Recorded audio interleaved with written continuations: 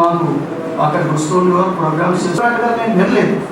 అందుకని కొన్ని విషయాలు ఇతరులకు తెలియనివి చాలా ఇటువంటి విషయాలు ఆవిడ చెప్పారు. తర్వాత కనకదుర్గ గారు, మంచాడ జగన్నాథరావు గారు ఆమె పనిచేసిన కాలంలో వాళ్ళ రచనల్లో వేటిల్లో తను పాల్గొనడం సందర్భమైంది. వేటిని తను ఆస్వాదిస్తూ ఎంతో ప్రాణం పెట్టి ఆ రచనల పట్ల